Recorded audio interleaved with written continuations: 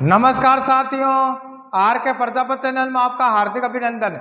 आज का जो हमारा विषय है कक्षा 12 भौतिक विज्ञान फिजिक्स एनसीईआरटी का सिलेबस है और राजस्थान माध्यमिक शिक्षा बोर्ड अजमेर द्वारा संचालित कक्षा 12 की जो भौतिक विज्ञान की पाठ्य पुस्तक है उसका अध्याय नंबर 1 है विद्युत आवेश तथा क्षेत्र, जिसका अभ्यास फर्स्ट है और अभ्यास फर्स्ट का प्रश्न 1.21 है। 10 सेंटीमीटर त्रिज्या के चालक गोले पर अज्ञात परिमाण का आवेश है। यदि गोले के केंद्र से 20 सेंटीमीटर दूरी पर विद्युत क्षेत्र 1.5 × 10⁻³ न्यूटन प्रति कूलाम है। त्रिज्या अंतर्मुखी है, रेडियली इनवर्ल्ड है, तो गोले पर नेट आवेश कितना है?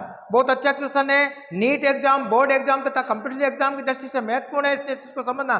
प्रश्न अनुसार किसी चालक गोले की बात हो रही है जिसकी त्रिज्या का मान कितना 10 सेंटीमीटर दे रखा है। तो यानी माने चालक गोला है जिसका केंद्र बिंदु O है और केंद्र बिंदु O से जो इसकी त्रिज्या है उस त्रिज्या R बराबर में कितनी दे रखी है कि R बराबर दे रखी है 10 सेंटीमीटर। आगे समझ में आपके आगे क्या कह रहा है? गोले पर अज्ञात परिमाण का आवेश है। यहाँ पर जो आवेश है वो अज्ञात परिमाण का है जिसका मान हमें पता नहीं है। आगे समझ आपके, यदि गोले के केंद्र से 20 सेंटीमीटर दूरी पर विद्युत क्षेत्र हमें दे रखा है, यानी गोले का केंद्र बिंदु O यहाँ से 20 सेंटीमीटर दूरी यानी R हमें दे रखी है 20 सेंटीमीटर। प्रश्न अनुसार यहाँ पर कोई बिंदु P है और यहाँ बिंदु P लिख दिया और यहाँ पर जो विद्युत क्षेत्र E दे रखा है वो कितना दे रखा है आपके 1.5 × 10⁻³ न्यूटन प्रति कूलाम दे रखा है।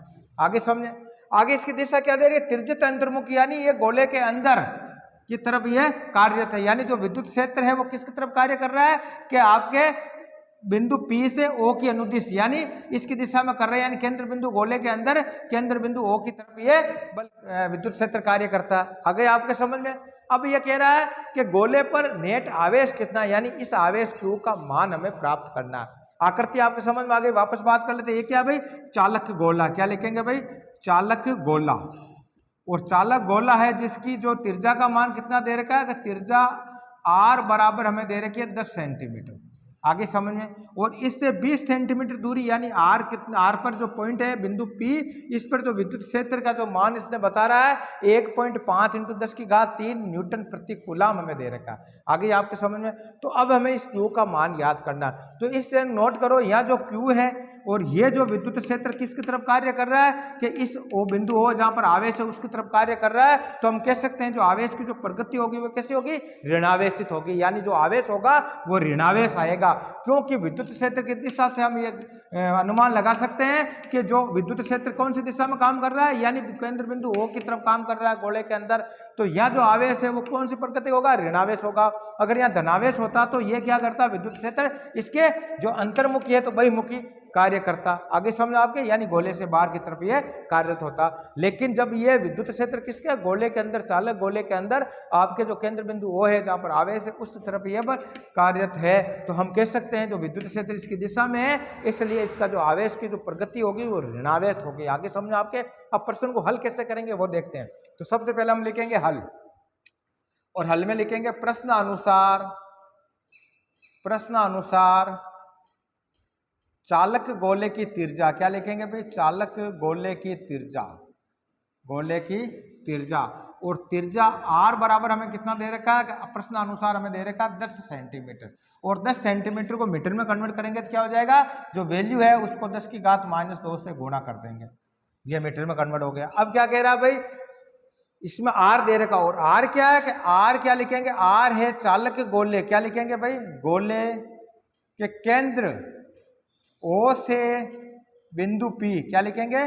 बिंदु P के मध्य दूरी है, वो कितनी दे रखी है भाई हमें? कि प्रश्न अनुसार 20 सेंटीमीटर दे रखी है, और 20 सेंटीमीटर को मीटर में कन्वर्ट करेंगे तो क्या लिखेंगे? 20 × 10⁻² मीटर हो जाएगी। आगे आपके समझ, और यहाँ जो R, कैपिटल R से बड़ा कौन है? स्मॉल R है। कैपिटल R क्या है? चालक गोले की त्रिज्या है। स्मॉल r क्या है कि चालक गोले के केंद्र बिंदु O से जो बाहर बिंदु P है उनके मध्य की दूरी R है, वो 20 सेंटीमीटर उससे ज्यादा है। आगे समझ, यहाँ कंफ्यूजन नहीं होना।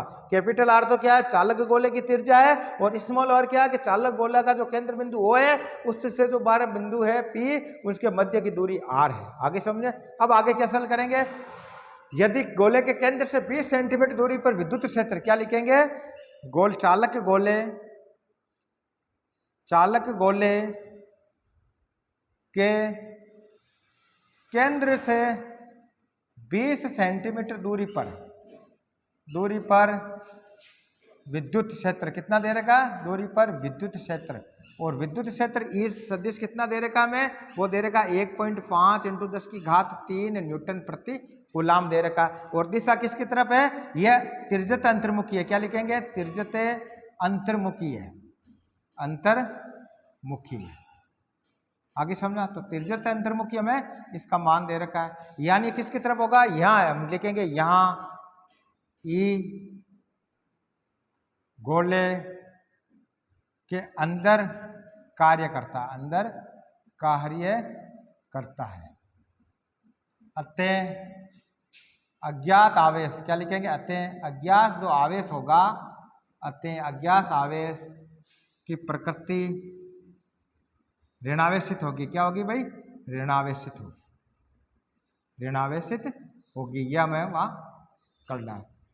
अब क्या करेंगे भाई, ई हमें दे रखा है, आर हमें दे रखा है, क्यू का मान हमें प्राप्त करना है। तो क्यू का मान क्या होता है, विद्युत क्षेत्र जो ई का सूत्र क्या होता है हमने पढ़ा है, वो होता है KQ/R², पढ़ा हमने। और यहाँ क्या है भाई, के क्या है, के एक नियतांक है। क्या लिखेंगे, के एक नियतांक है जिसका मान कितना होता है, 9 × 10⁹ न्यूटन मीटर स्क्वायर प्रति कूलाम स्क्वायर होता है, हमने पढ़ा। आगे आपके समझ में, तो हमें क्या निकालना है कि Q निकालना है। तो Q का सूत्र क्या बन जाएगा, Q बराबर हो जाएगा आपके कि E × R²/K।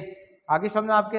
अब इनका मान रखो, E का मान कितना दे रखा प्रश्नानुसार, वो दे रखा है 1.5 × 10⁻³ आर कितना दे रखा है, आर जो मध्य दूरी है वो कितनी दे रखी है, 20 × 10⁻²। अब इसका स्क्वायर कर देंगे, क्यों R² है, अपॉन के कितना होता है, के का नियतांक है जिसका मान कितना होता है, 9 × 10⁹ ये होता है। आगे समझे। अब इसको आगे सरल करेंगे तो क्या हो जाएगा कि 1.5 × 10⁻³ तो यही है। अब इसका जैसे स्क्वायर है, इसको स्क्वायर हटाएंगे तो क्या करेंगे, हम लिखेंगे 20 × 20 हो जाएगा, × 10⁻² × 10⁻² हो जाएगा। अपॉन में क्या है भाई, बटावा में वो लिखो आप 9 × 10⁻9 हो गया। आगे यहाँ तक समझो आपके। अब हम क्या करेंगे भाई, इसको देखो आगे सरल करेंगे। यहाँ 10⁻² किसकी है, प्लस की है, ऊपर ले जाएंगे 10⁻³ माइनस की हो जाएगी। तो किस प्रकार हो जाएगा देखो, और जो माइनस की घातें जोड़ दो, प्लस की जोड़ दो, तो किस प्रकार लिखेंगे, 1.5 इंटू, अब देखो 20 × 20 कितना होता है, 400 लिख दिया, इंटू देखो 10⁻³ प्लस की कितनी है कि 10⁻³ +3 है, इंटू 10⁻³ माइनस की कितनी हो गई, 2 और 2 4 हो गई, 10⁻³ -4 हो गई। आगे समझो आपके। अब अपॉन में क्या है, अपॉन में 10⁻9 है, ऊपर ले जाएंगे तो क्या हो जाएगा, 10⁻−9 हो गई। आगे समझे। अब बटावा में क्या बच गया आपके, बटावा में 9 बच गया, ये हो गया 9। यहाँ तक क्लियर हो गया। अब देखो प्लस की घातें कितनी हो गई कि 10⁻3, और यहाँ माइनस कितनी हो गई, 10⁻13 हो गई, और यहाँ 400 है। इस 400 को अगर हम 4 × 10⁻2 भी लिख सकते हैं, तो इसको इस प्रकार लिखो, देखो क्या हो जाएगा। तो हम लिखेंगे Q बराबर हो गया आपके कि 1.5 × 4 × 10⁻2 कर सकते हैं, इंटू 10⁻³ कितनी आ रही है, 3, इंटू 10⁻³ माइनस की कितनी हो गई टोटल, क्या -13 हो गई। अपॉन में क्या आ गया, क्या अपॉन में 9 आ गया, ये 9 लिख दिया हमने। आगे समझो आपके। अब देखो इसका पॉइंट हटाएंगे, ये पॉइंट हटते यहाँ एक 10 आ जाएगा, और इस 10 को ऊपर ले जाएंगे तो 10⁻³ और एक माइनस की हो जाएगी। देखो किस प्रकार करेंगे, देखो आगे सरल करेंगे। पहले 15 को 4 से गुणा किया तो क्या हो गया, 60। अब 10⁻³ प्लस के 2 और प्लस की 3, यानी 10⁻³ प्लस की हो गई 5, या प्लस के 5, इंटू 10⁻³ माइनस की कितनी है, 13, और एक घात और ऊपर ले जाएंगे तो ये 10⁻³ -1 और आ गई। अपॉन में क्या रह गया, 9 रह गया, ये हो गया 9।